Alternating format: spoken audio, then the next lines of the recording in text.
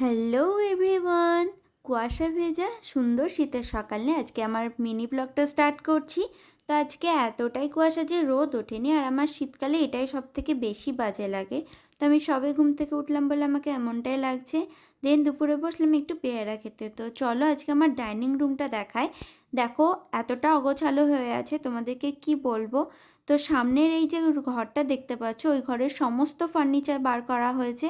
আর এই শোকেসটা ড্রেসিং টেবিলটা আজকে যাবে হচ্ছে দোতলার ঘরে। তো ফাইনালি লোকজন এসে এই ড্রেসিং টেবিল আর শোকেসটা দোতলার ঘরে ঢুকিয়ে দিয়েছে।